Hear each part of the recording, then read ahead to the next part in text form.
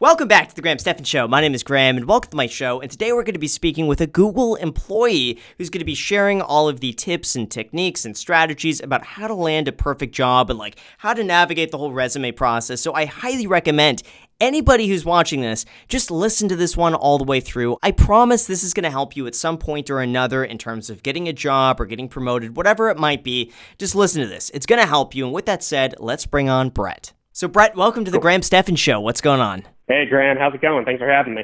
You got it. So what's up? Basically, I'm currently actually an employee of Google, located in Silicon Valley. I've spent my career now for about a decade working through companies such as the NFL, a lot of local sports teams, professional sports teams, Disney, and I've worked with quite a few big names in concerts. It's been a wild ride, and I continue to grow throughout my career, and I want to, I want to be able to share some of this experience with people and really be able to help inspire, whether it's students or young professionals, or even people who are, more experienced professionals who want to potentially make a career change into any of these areas. That's awesome. So how old are you now? I'm 27. 27, working at Google. Now, we all got to smash the like button here. This is really important because Google owns YouTube. So, in a sense, you are my boss. in a weird way. Yeah, absolutely, right? Yeah, it's unique. So, I mean, for people who don't know, it's Google and YouTube are owned by a company called Alphabet, and Alphabet is the parent company of quite a few companies. And also a killer stock. That's definitely something has come up many times on your show before. You know what? Google should really come out with a car. I really believe it. Like a Google self-driving car at some point. Maybe that's already in the works. It might be. All right, I just guessed. That's just a guess. But anyway, we could speculate forever. Let's go back to the very beginning though.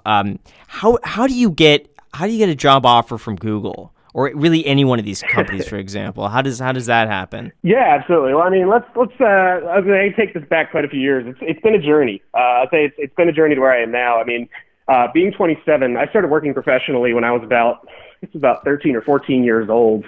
I had actually worked for. I'll be able to tell you the story by not mentioning a company name. I worked for a theme park company where actually they had to kind of slip me into a role.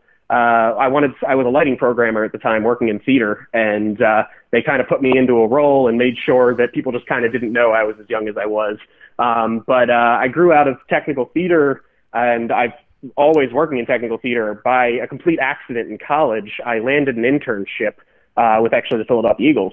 And I was in their media and sports broadcasting department, and it was awesome. It was my first experience in like professional sports and working in live video broadcasting, and that kind of started a waterfall of opportunities, freelance opportunities, and contract opportunities throughout the Philadelphia and New York region, working for sports companies and television stations, and it was an immense amount of work. And I ended up going and switching my concentration in college into television broadcasting because of that experience.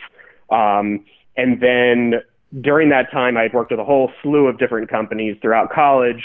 And then post-college, because of some connections I had made during work, I ended up going and getting a job with the Walt Disney Company down in Orlando.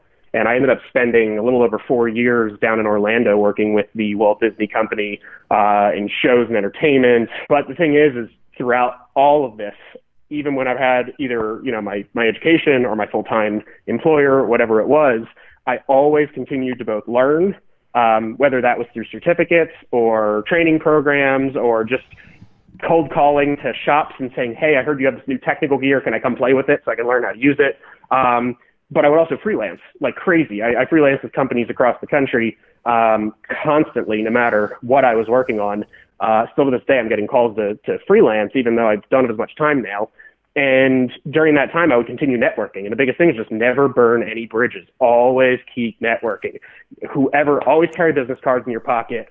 Always remember names, know how to shake hands, make eye contact with people, connect with people on LinkedIn, email and thank people. Whatever it was, I've always stayed in touch with people. I genuinely love meeting people and networking with people. And during this time, I continued to build my LinkedIn. I've had a LinkedIn since like 2011, I want to say. And one day I was working down at Disney a while ago, and I got a message on LinkedIn from a recruiter, and that was the start. That was the start of getting into Silicon Valley. That's incredible. I actually I wrote a little note as you were talking about not burning bridges. I think that's so important. That's something, you're the first person to have said that. But that's my own philosophy too. I mean, there are people where I don't agree with them. But, I'll never burn any bridges because you never know. A lot of these people end up, helping you out later on down the line. There's some other opportunity that comes up. And I always believe, just don't ever burn bridges. There's no point. There's no point to doing that. And, I really believe in just the more opportunities you keep open for yourself, I think the better. Absolutely. And it's funny you say that because especially about you never know who you're going to run into again. Or what opportunities may come from people you've worked with in the past. Mm-hmm. More times than once, I will say, more times than it's got to be almost probably upwards about 5 times or so at this point.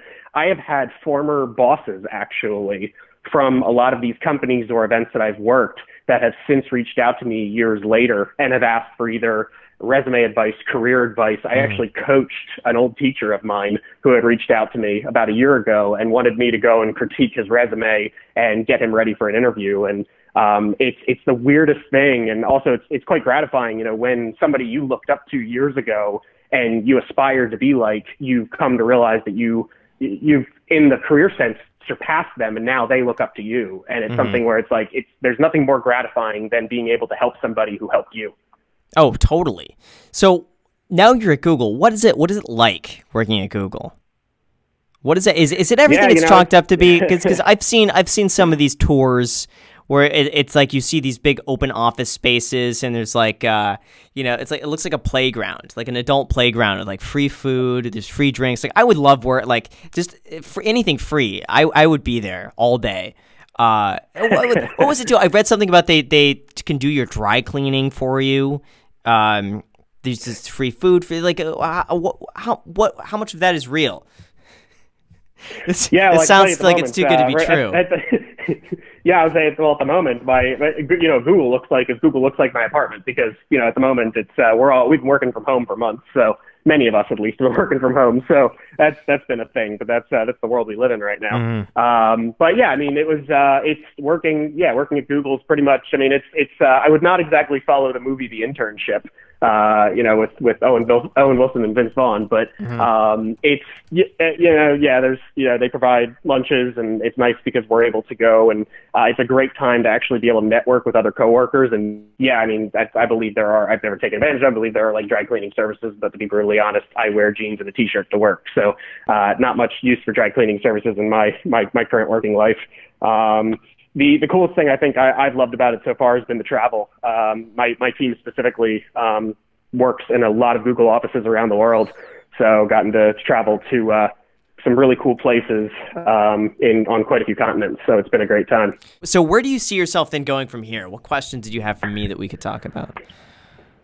Yeah, absolutely. Well, 2 pieces of that. The first part of where I see going from here, ideally, my long run has always pretty much been the same. Is I do actually just want to get to a point where I would love to work my way up to an executive leadership position in some type of like an entertainment or media company where I can have a positive impact on the lower level employees and the company itself, and being able to kind of start working through changing some of the ways, the differences and separations in pay between executives and frontline employees. I love really being able to show gratitude to the frontline employees, and it's something that I just genuinely want to get back into some type of media or entertainment company to be able to do one day.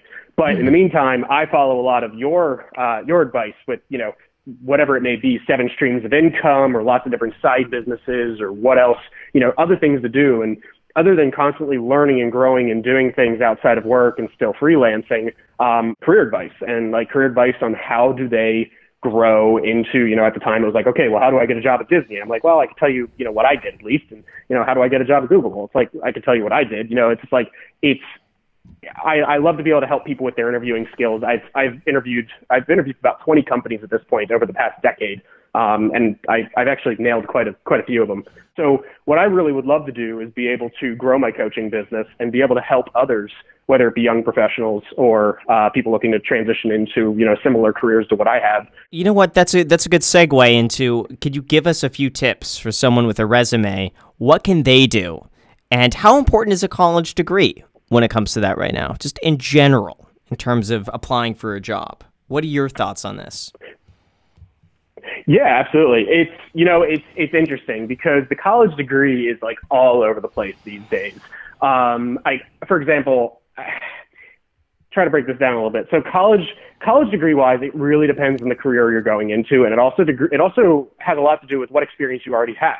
If you're somebody that you want to go and be a software engineer, for example, for any Silicon Valley based company, if you're somebody who's absolutely brilliant and you've already managed by the age of 19 to go and sell a program to a major company, or you have a full portfolio worth of royalty free, that's not the correct term for it, at least in software, but you've got a great portfolio of work that you've been able to upload and be able to share with people, you might have a chance of just nailing a job right there with these companies. On the other hand, if you're trying to go into something that's very business heavy, business related, that may require something like an MBA or at least, understanding business analytics, that's stuff that you are going to have to get experience doing. And it's going to be very hard to get that experience in your teenage years or your young adult years without going and utilizing college as your jumpstart. What I would recommend education as is using it as a tool for networking. That is what I used my college degree as. I used it as 4 years of being able to grow my experience, live on a campus with a whole bunch of people who wanted to do the exact same things that I wanted to do. My major was called entertainment and arts management. That could have been more perfect for me. And then utilizing the college that I was attending as a backing to be able to apply for internships. Like, I don't think I would have been able to get that internship at the Philadelphia Eagles had I not been going to the school in the program that I was going to. So at least for education. Yeah. So then how can you get your resume to the top? Because I'd imagine right now it's very competitive, and it's not like a YouTube video where you can throw up a fancy thumbnail and title and stand out. I wish it's too bad resumes don't have a thumbnail. You could just do like some big like shocked face in the thumbnail. It's like, do not open this, ... like something like that. What can you do? What strategies? Yeah. I would say that is exactly what you should be doing. Make yourself well known other than a resume. Here's the thing. My resume, I can tell you, at least for the past 3 jobs that I've had, my resume was not the thing that got my foot in the door. If you're going to rely on your resume or your cover letter, I don't think I've written a cover letter in the past 3 jobs either, FYI. If you're going to rely on your resume or cover letter to get you in the door, you're likely, and this is obviously just my opinion based on my experience, you're likely not going to even get the interview because you might be one of, God knows how many hundreds or thousands of applicants. That's not going to happen. Anything you can, next to getting down on your hands and knees to beg for an interview, get your name known. That's actually something that I've never really gave much thought for because I've never had to do a resume before, ever. And so I'm thinking it's like, I just don't know what people put on resumes or the importance of a resume or like, how good is your picture? Should you have a picture on a resume? I've just never had to do that. So that's really interesting. So how viable do you think it is if someone's looking for a job? And I think this is totally applicable now with a lot of people looking for work and just, sending out resumes everywhere. How viable would it be just to show up at the business? Is that creepy? If you figure out a business like, I want to work for this company here, but I know they're going to get inundated with resumes just showing up. Is that weird? A company's going to be turned off. Like, how do you do that? Yeah. Yeah, I mean, unless you're trying to apply for like, Area 51 or Lockheed Martin or something. I mean, I don't think showing up at the front door is a bad idea. I mean, honestly, I think of whether it's a television stations are kind of locked down these days, but whatever it may be that you want to try to get a job for, go and talk to people. Because even if you could just get in and talk to the secretary and just go and say, hey, I'd love to, personally drop off my resume. Like, say you applied online, go drop off your resume and cover letter. And if you're in some type of creative style business, if you've got a YouTube channel, if you've got a online portfolio, if you have anything that you have physically to show, print it out, put it in nice bound filed format, and go to the business and drop it on the front counter. The worst they're going to do is say no or throw it in the trash, but at least you tried. I can just speak from experience that it's like, I think of the people that I used to hire when I was working in the sports business, and I would have a lot of freelancers. This is just like people just looking for contract work. These weren't even full-time employees. If somebody took the time to not only go and email me, but then go and get somebody else who knew me to contact me and refer them, or if they came to a game and dropped off, I did actually have people come to games and drop off their resume at the control room. Legitimately, this has happened. Those are people that I know that they're not lazy. I want to know that these are people who are absolutely not lazy. Anybody can go online and plug an application. It's easy. You could do it in your pajamas. You could do it without wearing pants. It doesn't matter. But if you have somebody that is going to go out of their way and is going to, do anything they can to go and get their application in front of you and get a name to the face or get a face to the name, that person is going to be somebody who's driven. And that's who I want to hire, somebody who's driven. That's a really good point. What about finding someone's email address and then just shooting them an email? Like a lot of it, for I think, Apple, who was, there was someone a while ago on Reddit who was saying they found they were having a conversation with the CEO of a company personally because they discovered that all the emails of that company were structured the same way. So he just found that way and it was like, ooh, this must be the CEO, and sent an email just because they did some research like, ooh, this is probably it. And you try enough and eventually you're going to hit one. S.jobs at apple.com or like jobs.s. One of those. How viable is that? Or does that get annoying? I got to say, I've received this both ways. I've personally taken this both ways when people have reached out to me, because I've definitely had, funny enough, a lot of people I went to high school and college with have reached out to me because obviously they still have me on Facebook or Instagram, LinkedIn, whatever. So they reach out to me a lot. And, there's certain people that's like, yeah, if I knew who they were, then sure, I'll help them out. There might be people who I didn't like so much or didn't treat me well, I might not answer. But somebody who I don't know at all, it really depends on the way that they phrase it. Like I've had a lot, normally if it's a student, if I see a .edu after the email address and they're saying, hey, thank you so much for taking the time. I know you're busy, but I would love to, to get your advice. It's somebody who approaches it in a way of like, it's not just about them. It's about kind of like, hey, I understand you're busy, but I would love to get your advice. Would you be available just to give me some input on X? I'm looking for, an internship, or I'm starting to enter the job market. Thank you so much. Somebody who's like really just nice about it. And clearly has their, at least their people skills down enough to not be like, hey, like, can you help me get a job? Like, no, I'm not going to answer that. But if you're somebody who's really going to take the time to come up with a well-crafted email and, and just be professional about it, then yeah, I mean, personally, I don't see a problem with it. I would be a little hesitant to go reach out to like the CEO or, an executive VP or something that you don't know. But if you've got reason to believe that you kind of know the person or whatever, I'd be for it. But the biggest thing is just being professional. Gotcha. That was insanely helpful. Do you have any other tips or tricks, or do you think we covered a decent amount on this? I think the biggest thing is just learn how to communicate with others.